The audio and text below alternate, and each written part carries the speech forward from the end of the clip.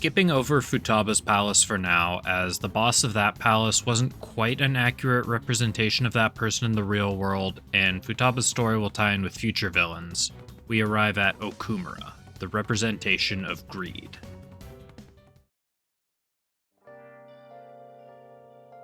The details of Okumura's early life are given to us by his daughter, Haru. Growing up, the Okumura family was poor, as Haru's grandfather was a good man, but not a great businessman, evidenced by him sometimes giving out loans without collateral. Debt collectors were a common sight throughout Okumura's childhood, which planted the obsession of making money into his mind from a young age. When he was young, he saw a model space station that he really wanted, but due to the family's financial situation, his father was unable to afford it for him. At some point after Haru was born and he had taken over Okumura Foods, however, things would change.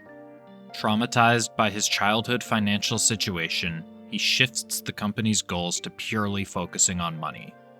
The official story is that he revived the failing Okumura Foods with his logical business tactics that he later outlined in his book, The Okumura Way. But the reality tells a very different tale. His workers suffer through some of the worst working conditions imaginable, and we'll look closer at that when talking about Shadow Okumura. Additionally, he seems to have some connections to the mental shutdowns that have been happening, which is where the Phantom Thieves come in.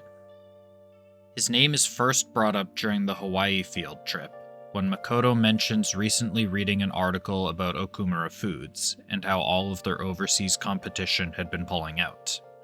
Ryuji recognizes the name Okumura from being at the top of the fan site rankings, and this is later corroborated by Mishima, who is always monitoring the fan site. Rumors about the company had been posted about how Okumura Foods had been exploiting their employees by underpaying staff to cut down on labor costs. Back in Tokyo, the Phantom Thieves meet to discuss their next target, and also Futaba's findings from the data they had taken from Sai's laptop. Sai had been investigating the mental shutdowns for a while, and her data had pointed to Okumura being a prime beneficiary of them, although she would be trying to connect his involvement to the Phantom Thieves rather than the true masterminds behind everything. Multiple characters mentioned that Okumura used to be a good father to Haru, but after he changed, not even she was safe from his abuse. He stopped focusing on her well-being and instead only cared about how she could be used to achieve his goals. In her second year of high school, she was introduced to a man by the name of Sugimura, and told that he was going to be her fiancé. Sugimura is a real piece of work, and only seems to be interested in Haru sexually. The first time he appears on screen, he tries to sexually assault Haru, but fortunately the rest of the Phantom Thieves are nearby to save her. Okumura doesn't seem to care about how much Sugimura sucks, but wants the marriage to go through so that he could use Sugimura's family's political standing to catapult himself into the political landscape. If you saw my investigation data, you would have had the same suspicions I did about Okumura. And if you looked into his palace, you should have seen the answer to those suspicions. Inside the metaverse, Okumura's palace can be found at Okumura headquarters, and takes on the form of a space station. The interior of the palace vaguely resembles the conditions that the employees have to endure, and what we see here confirms the rumors from earlier. The first step for the Phantom Thieves is to acquire an ID to allow deeper access into the palace, and the employees we steal IDs from reveal some interesting things with what they say. It's made clear in this section that Okumura is acutely aware of what his employees are going through. First up, the section chief is called out for calling everyone below him useless all the time, and this attitude is passed down by the chief clerk to his underlings, as he'll be the one who gets in trouble when his employees don't do their job, creating a vicious chain of hostility. When trying to discern who the real chief director is, the Phantom Thieves eavesdrop on some employees, giving us a nice view into how Okumura views them. The left side of the room has an employee commenting on what will happen if the chief director hears him voice a complaint, while another is toughing out the abuse because he doesn't want to cause trouble for everyone else. Meanwhile, the employees on the other side of the room seem to be singing the praises of the company and represent more of how Okumura expects his employees to act. Makoto offers another explanation for this behavior, in that they may have been driven into a state of over-adaptation, a behavior where one might try to meet the expectations of others a little too perfectly. Further in, we come across a section that Haru notes is almost identical to the company's bun factory, and we see multiple workers collapsing due to exhaustion. It's here where we find the limits of the employees, as well as get more details on the amount of work expected of them. Adjusting the speed of one of the robot arms causes it to collapse immediately, indicating that it was already at its limit. The next room presents us with a console allowing us to adjust the hydraulic presses so that we can move on. Attempting to set the console to unpaid overtime reveals that the factory is constantly in a state of unpaid overtime, and that setting is actually the default.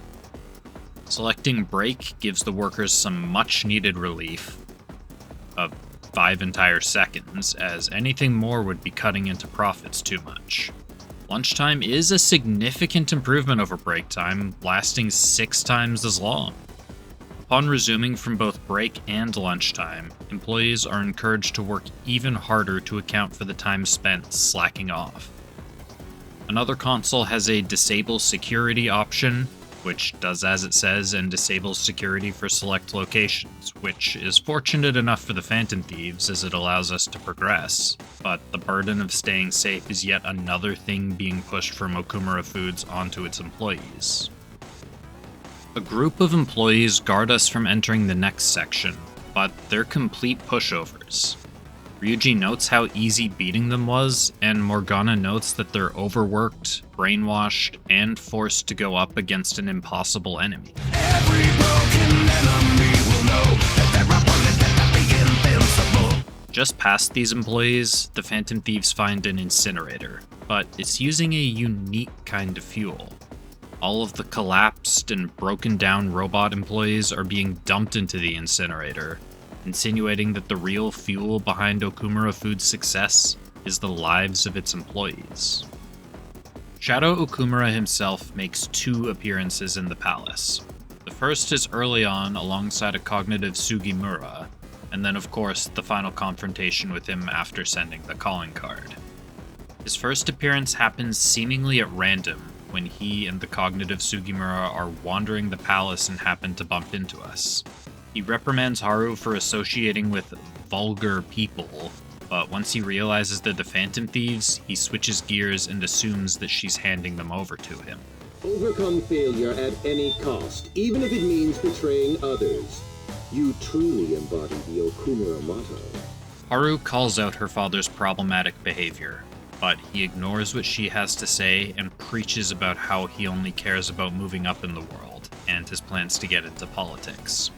Okumura Foods was just a stepping stone for him on his way to achieve this. Cognitive Sugimura mentions how Haru has been soiled by associating with the Phantom Thieves, and there's no way that he could introduce her to his parents like that. Shadow Okumura suggests that Haru doesn't have to be his lawful wife, and offers to let him simply take her as a lover or whatever else he desires. Haru is rightfully pissed off after hearing this, and awakens to her persona, Milady. I am thou, thou art I. Let us adorn your departure into freedom with a beautiful trail! Jeez! Farewell, dear father. I am no longer your subservient puppet! Then so be it. You're worthless. Throughout this first visit to the palace, we see plenty of evidence for Okumura's abuse of his employees, but nothing in the way of what was outlined in Sai's notes regarding mental shutdowns. After securing the route to the treasure, the calling card is given to Haru to hand over to her father. Once Okumura reads it, he calls an assistant to forward it to the police.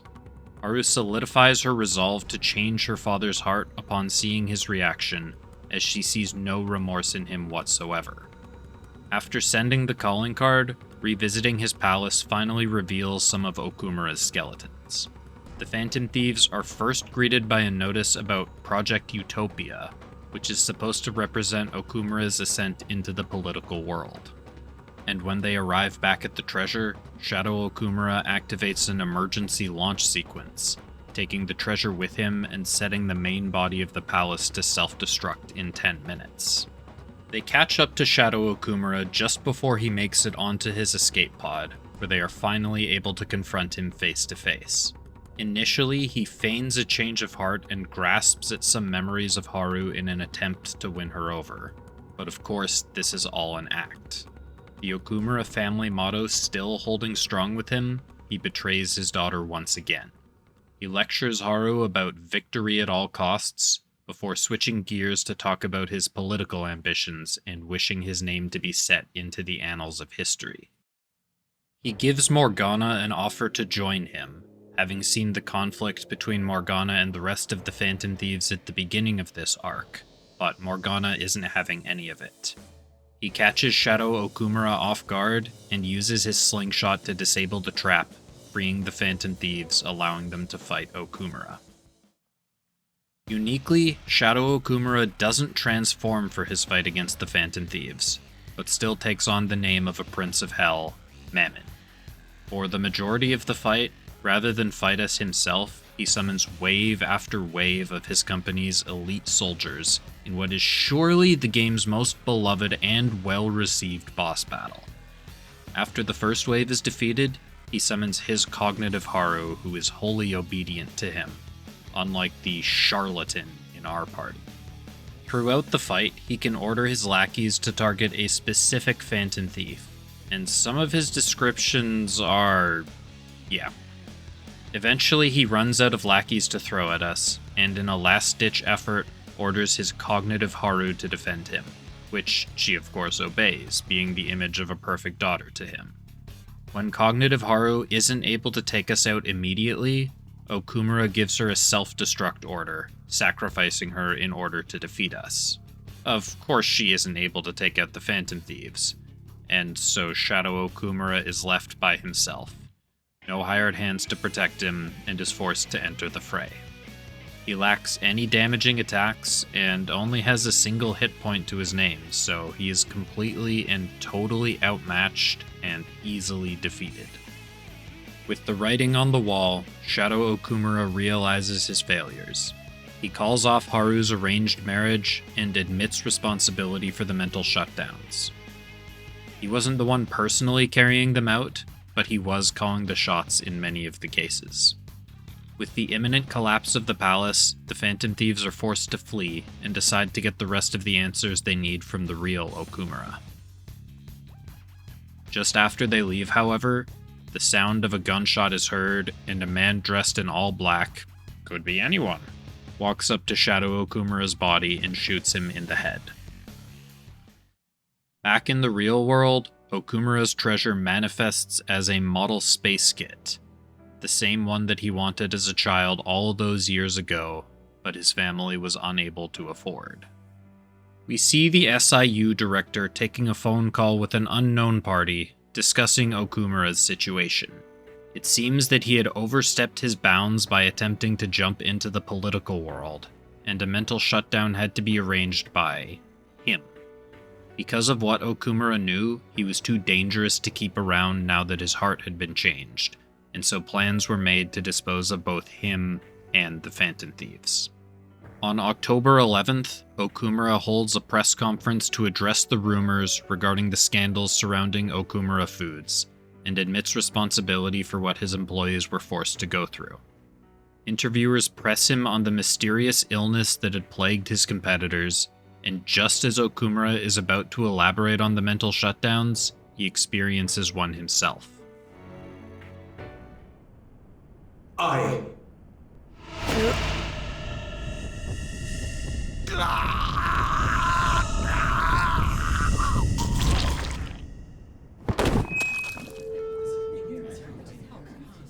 Okumura-san?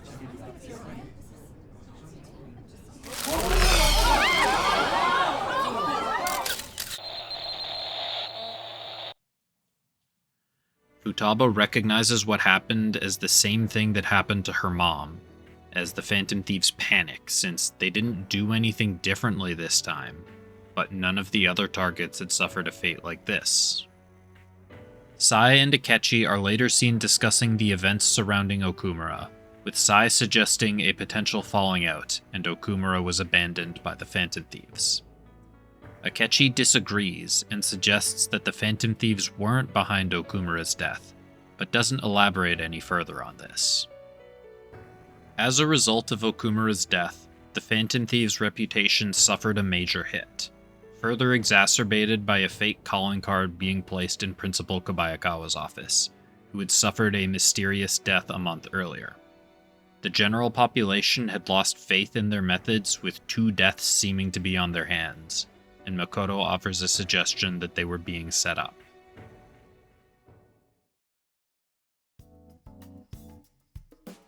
As I brought up in my Kaneshiro video, there's a fair amount of overlap between greed and gluttony, and as a result, Kaneshiro and Okumura have a handful of parallels between them. They both come from poor childhoods and have been obsessed with making money as a way of compensating for this, albeit with different motives fueling their lust for money. Kaneshiro is very clearly still insecure about his upbringing, and everything he does is a facade to mask who he truly is, while Okumura seems to have shed everything about his younger self, and his entire personality now is acquiring money and power. Neither of them are above abusing teenagers to achieve their goals either. One of Kaneshiro's main tactics is scamming and blackmailing high school students, and even plans to prostitute Makoto in order to cover her debt to him. Okumura is maybe a little bit less intense in this regard, but a lot more personal. He disregards his daughter's wants and needs in order to arrange a marriage between her and Sugimura out of the blue. And to make things even worse, earlier in the video we went over just how much Sugimura sucks, and how Okumura just seems to be okay with it. The interaction with Shadow Okumura and Cognitive Sugimura really highlights this. When Okumura thinks that Haru is too tainted to introduce to Sugimura's parents, he just throws her away to stay in good graces with Sugimura so that he can abuse his family's political standing. And speaking of Sugimura, we learn a little bit more about him and a bit about his relationship with Okumura in Haru's Confidant. Sugimura and Okumura had supposedly signed a secret contract guaranteeing Haru's hand in marriage, with extreme reparations for Okumura Foods should the marriage not go through. As Okumura had died before being fully able to act on his change of heart, he wasn't able to call off the arranged marriage for Haru, which put Sugimura in a very fortunate position. He ignored Haru's attempts to break off the marriage and lorded this supposed contract over the employees of Okumura Foods. Takekura later admits that he had never heard of this contract and assures Haru that he will handle it personally to remove Sugimura from the company. I could dissect just about everything wrong with the workplace at Okumura Foods as seen in his palace, and I'm sure almost everyone here can relate to a significant amount of it. But there was one line in particular that really jumped out at me. "I'm the one who'll get in trouble if you don't do your jobs, you know." I used to be an assistant manager in retail, and this line momentarily brought me back to those times. Just get it done was something that I heard a lot. It didn't matter whether it was me that did it or if I had one of the clerks do it. Whether I had to cover a check stand half the night because it was busy, maybe someone called in sick, there was always this pressure from above that certain things just needed to be done. Maybe the district manager was coming and we needed the store looking as good as possible, or the backstock situation was getting out of control, or whatever you want to imagine, the task was clear. Get it done. And this is a very frustrating environment to be a part of since you have 2 options: delegate or do it yourself. But what if whoever you delegated it to can't get it done? Your options become do it yourself or try and give a good reason why it didn't get done. And I've been in both situations. I've had to work 10 hours without a break, not because I was ordered to, but mathematically that was just the only way things were going to get done. And I've also had to say, well, I handed the task off to so-and-so, so check with them.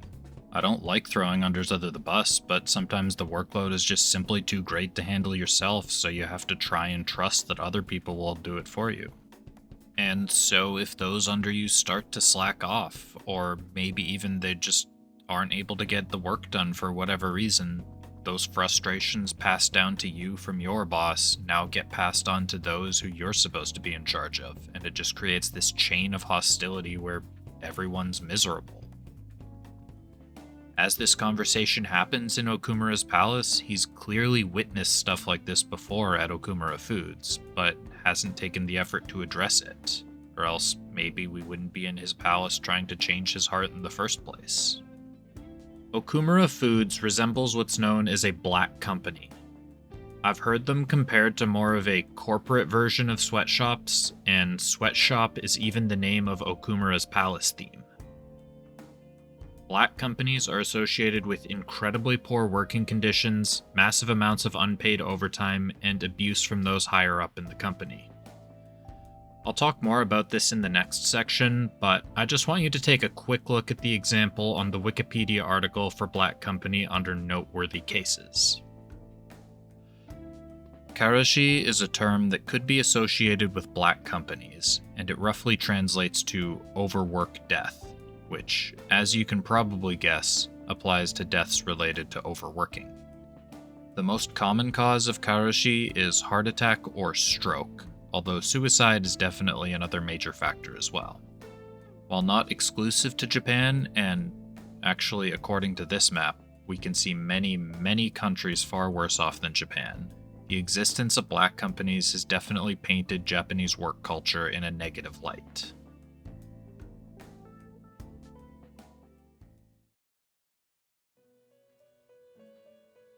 As you might have realized by now, Okumura's deadly sin is greed. His greed of focusing Okumura Foods on money above all else, his greed of betraying others for victory at all costs, and his greed of sacrificing his own daughter's well-being for his own political gain. Continuing down Peter Binsfeld's classification of demons, Okumura gets the fitting demon name of Mammon during his boss fight. Mammon traditionally was simply a word that meant money or wealth, often used in contexts associated with greed or excessive materialism.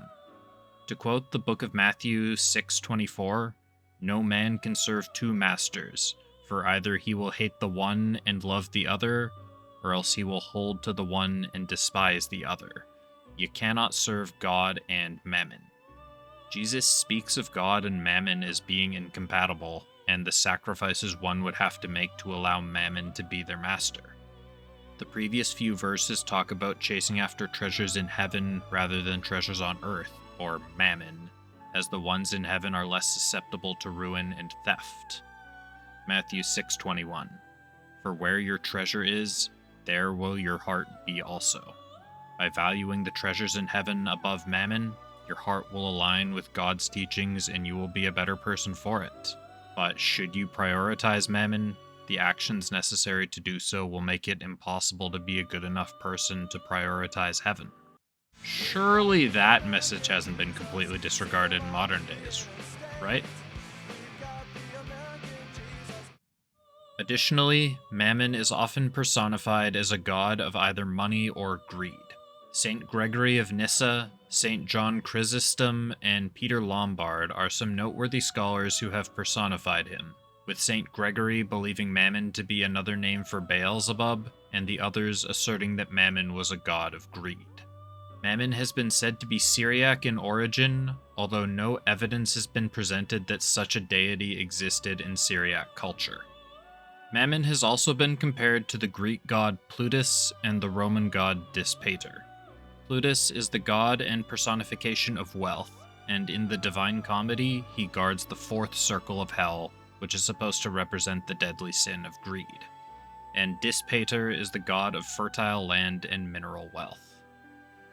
Guarding Shadow Okumura's final will seed is Melchizedek, and to be completely honest, I have no idea how he is supposed to relate to greed or Okumura in any meaningful way.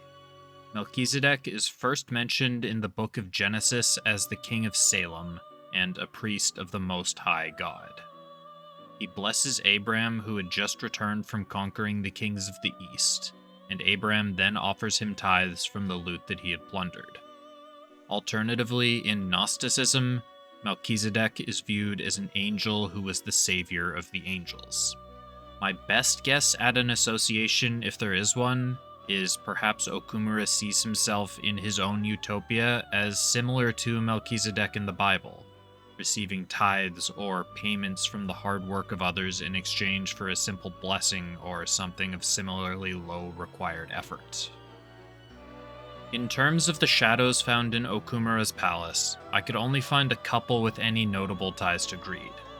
Decorabia is the 69th spirit, nice, listed in the Ars Goetia, and is a great marquis of hell.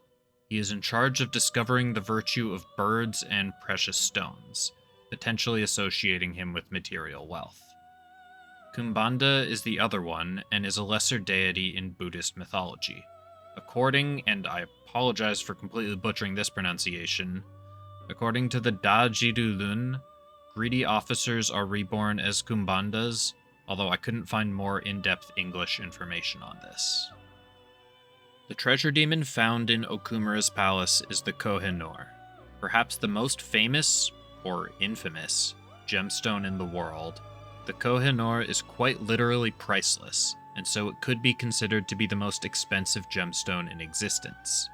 The origin of the diamond seems to be a bit dubious, although it's generally accepted to have come from a mine in India. The diamond would pass around several hands in India and Lahore, modern-day Pakistan, until 1849 and the conclusion of the Second Anglo-Sikh War, where it would once again change hands, this time to the English, and more specifically, Queen Victoria. In England, the gem had failed to impress the people as much as expected, and so in 1852, the gem was recut, going from 191 carats to its current weight of 105.6 carats. The gem would adorn a brooch of Queen Victoria's, although later in life she would admit in a letter to her daughter that she felt uneasy wearing the gem due to the means in which it had been acquired. After Victoria's death in 1901, the Koh-i-Noor would become a part of the crown jewels and was set in the crown of Queen Alexandra. In 1911, it would be transferred to the crown of Queen Mary, and then in 1937 to the crown of Queen Elizabeth, the Queen Mother, where it remains to this day.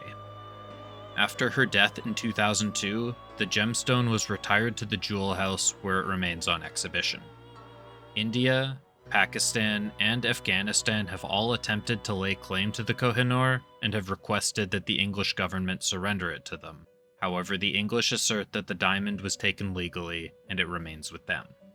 In 2023, there was a lot of speculation about what Queen Camilla would be wearing for her coronation, and whether she would be wearing the Koh-i-Noor or not. But due to the controversial history of the gemstone, she opted to wear Queen Mary's crown instead of the Queen Mother's, which had a replica of the Koh-i-Noor instead of the real one. The gemstone, with literally no price being found in his palace, gives us a glimpse into the extent of his greed. The money itself has become irrelevant to him. He needs the biggest status symbol possible, hoarding everything he can like a dragon before getting bored with what he has and jumping into politics. Unlike our last Persona 5 villain, Okumura does seem very heavily inspired by one person in particular, as he bears a heavy similarity to Miki Watanabe, former CEO of Watami, later turned politician. The example used on the Black Company Wikipedia page brings up the incident of Mina Mori, a 26-year-old who committed suicide 2 months after being hired at Watami in 2008. She had reportedly been working 140 hours of overtime a month, which was well over the Labor Ministry's warning of 80 hours of overtime, leading to an increased risk of karoshi. Her family filed a lawsuit against the company, which was settled out of court for 130 million yen. Due to the brutal working conditions employees were forced to go through, Watami was voted as the worst company in Japan to work for in both 2012 and 2013. After resigning from Watami in 2011, Watanabe ran for the governor of Tokyo, but ultimately came in third. After this, he would eventually get elected to the House of Councilors representing the Liberal Democratic Party under Shinzo Abe in 2013, and let's just say that's not the last time that name will come up in this series. Finding more information on his actions in politics isn't super easy to find in English, but seeing as how Okumura never got that far, that's not the most relevant part of his life for us now, is it? Sadly, I can't continue the bit that I did for the other Persona 5 villains, since Okumura actually did die at the end of his arc, so he's unable to make an appearance later on in the game. Wait, how in the fuck?